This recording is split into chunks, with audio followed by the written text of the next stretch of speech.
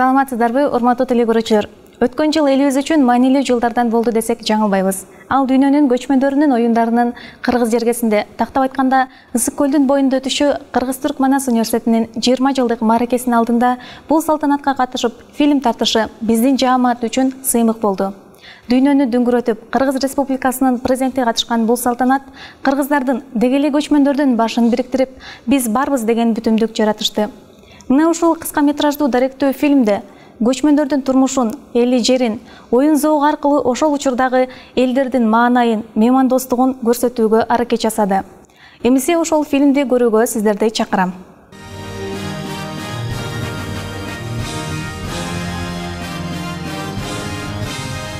Кыргыз-Түрк Манас университети.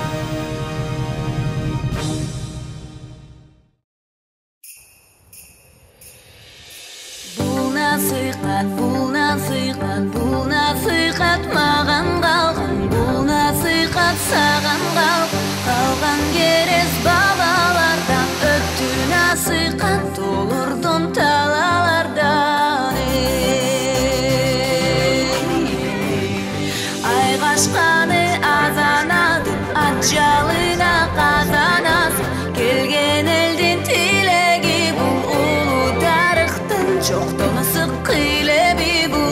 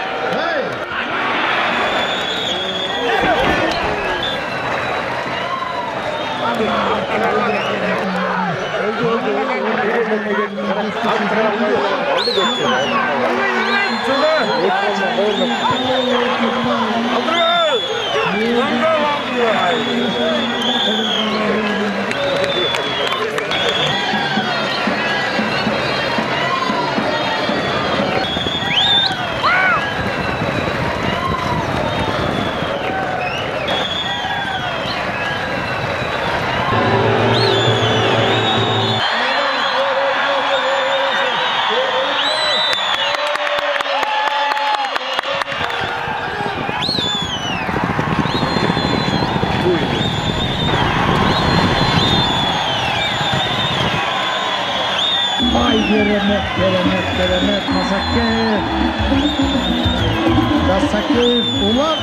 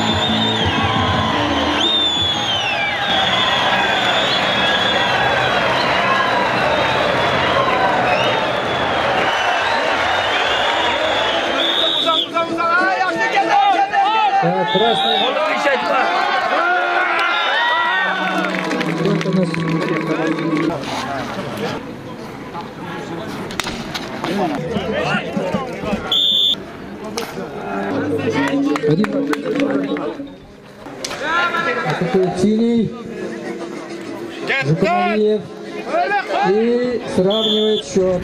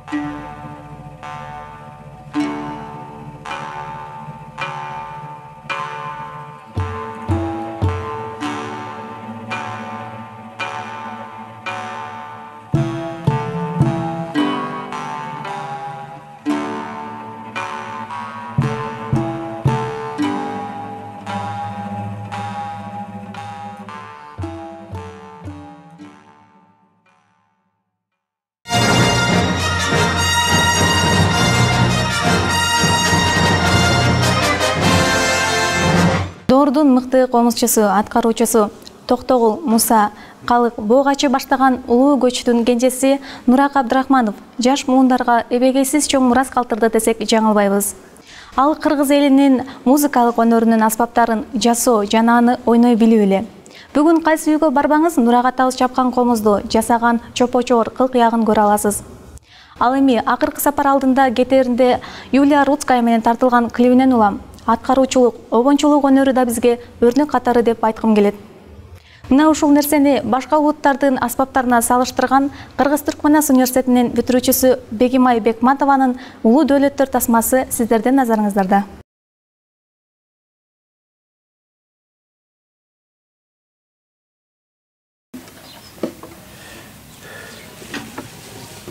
Комузумду мындай коюп коеюн.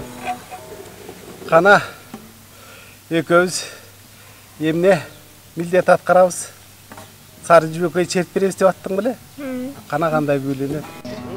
Кыргызча мелодияларды чертип атканда комуздагыдай эле күйлөнөт да. Негизи ошону.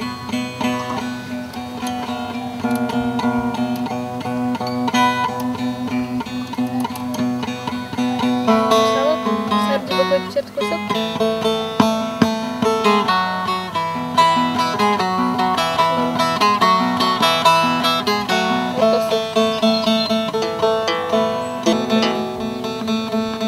Ал ортосу болбойт. Болбойбу? Асты менен үстү керек бизге.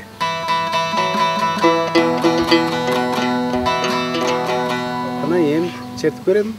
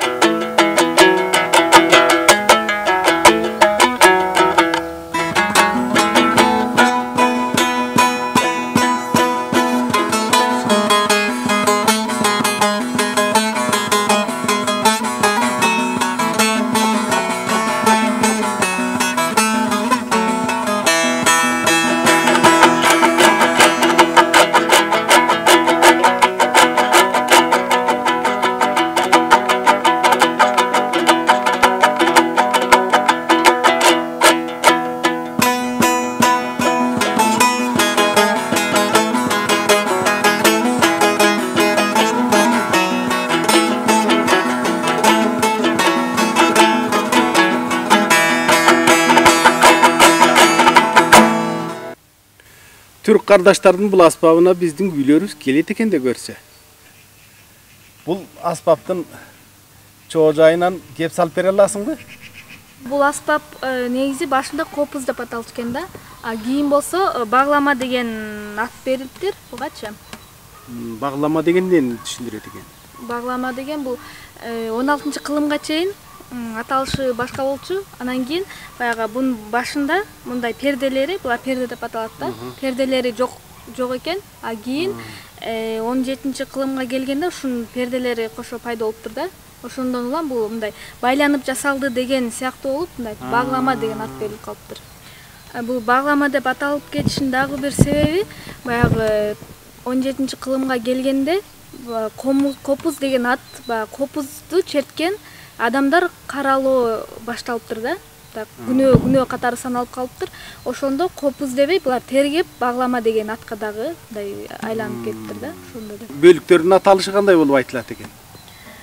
Негизи бул эки бөлүктөн турат да. Астыңкы бөлүгүндө бул тепкеси, боору жана корпусу жайгашкан астыңкы бөлүгүндө. Ал эми үстүңкү бөлүгүндө болсо бул сабы деп аталат. Буда перделери жана бул жакта дагы үстүңкү тепкеси бар, алдыңкысы сыяктуу эле, жана кулактары жайгашкан да, жетек кулагы бар. Анан кийин негизинен бул баглама тыт дарагынан жасалат. Мындан сырткары дагы жаңгактан, өрүктөн, комуз сыяктуу эле жасап келишет. Комузга окшоштугунун дагы бир себеби 3 кылдан гана турчу экен да, башындачы. Кийинчерээк болсо буга бирден кыл кошулуп, ошондо бардыгы биригип алды кыл болуп калган да. Кадимкидей эле комузда эле жибектен жасалчу экен. Анан кийин заман өзгөргөн сайын кылдары металлга айланыптыр. Дагы бир өзгөчөлүгү бул мызрап деп аталган, мындай пластикадан жасалган нерсе менен чертилет. Бунун эң негизги максаты мындай үндү жакшы чыгарат да. Кол менен черткенге караганда бул үнү жакшы чыгат. Жана көпчүлүгү ушундай пластикадан чертет, кол менен черткен дагы учурлар көп кездешет. Мындан аркы маегибиз комуздун жасалышы тууралуу болмокчу.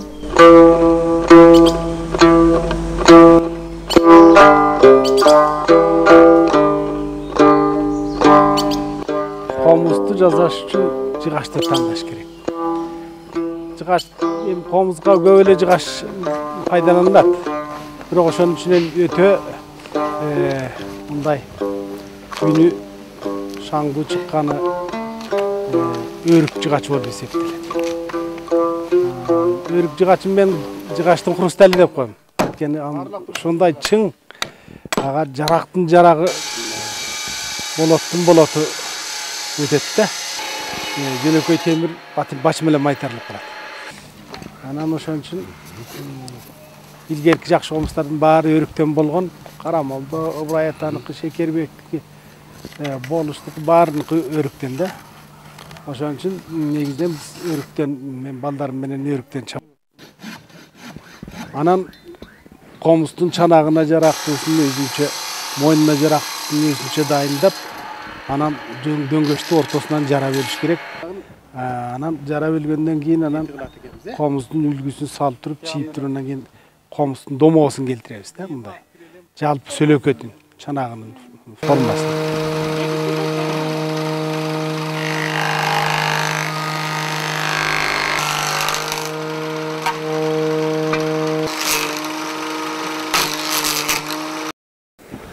Анан кийин домоосу келгенден кийин анан ичин оюп баштайбыз.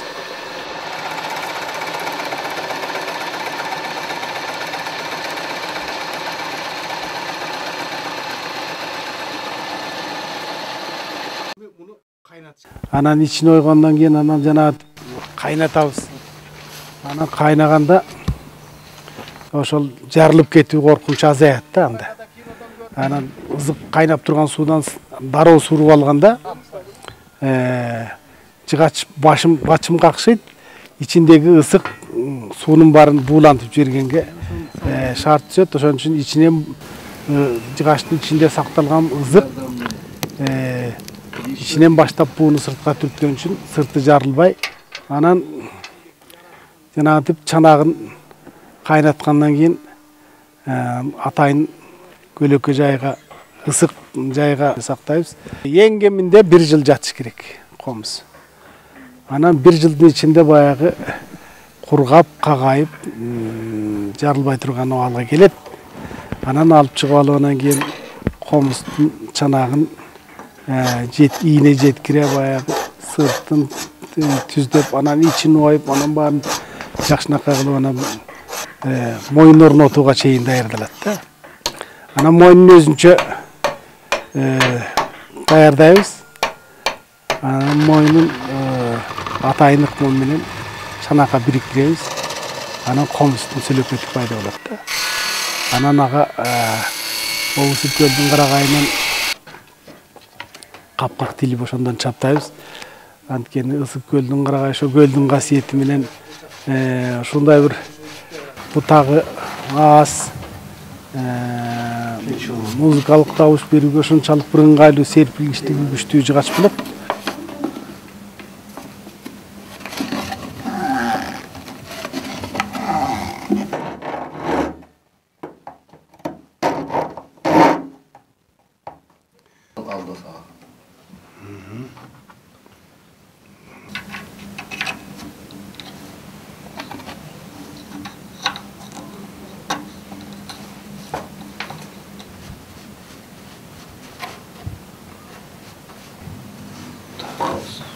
Азыр ошол жанагы капрон жиптен, жибек жиптен, жилкадан жанагы леска деген балык алган. Ошон германдар чыгарганы бар, жапандар чыгаргандар бар. Мен Жапониядан сатып келип ошон менен тагам кээде. Кыл тагуу деген нерсе, эми кыл деген нерсени койдун чегисинен, серкенин чегисинен ошондон жасачу элек. Жылка деген, капрон деген нерсе чыга электе. Ал азыркы жылка капрондордон 2 эсе 3 эсе ушундай бир жагымдуу добуш берип турат.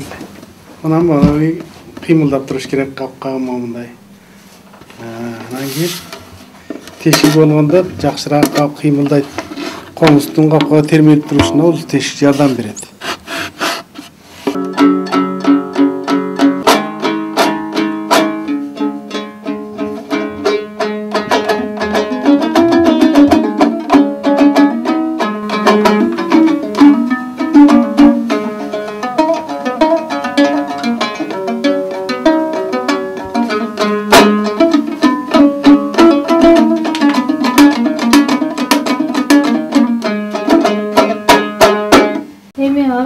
Комуздун күйлөрүнү саздан ойносо болот да. Ал эми түрк эл музыкаларын же болбосо күйлөрүн комуздан ойносо болобу? Болот. Азыр уктур Осман Паша деген түрк кардаштардын кийим сыяктуу ыры бар да. Абдан кадырлап ырдашат.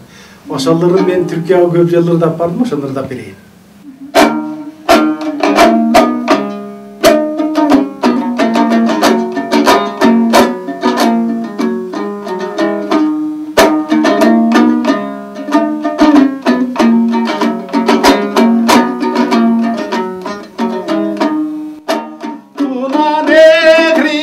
akmam diyor, etrafımı yıkmam diyor. Tuna Nehri akmam diyor, etrafımı yıkmam diyor. Şanlı büyük Osman Paşa Levne'den çıkmam diyor. Şanlı büyük Osman Paşa Levne'den çıkmam diyor. Адамдар бул жагынан да айырмаланышат. Кээ бирөөлөрү адегенде ойлонуп туруп иш жасашса, кээ бирөөлөрү адегенде ишин бүтүрүп коюп анан ойлонушат. Мына ушундай ишин бүтүрүп коюп, кайра ал жолунан кайткан студенттин баянын Кыргыз-Түркманас университетинин бүтүрүүчүсү Медет Жолдошбай уулунун үмүт тасмасында баяндалат.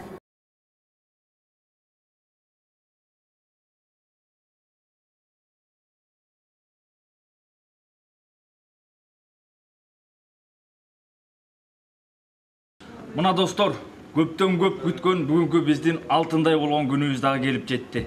Эми анда эмесе баарыңыздарга бүгүнкү биздин ушундай сынагыбыздын жеңүүчүлөрүн баарыңыздарга атап кетмекчибиз.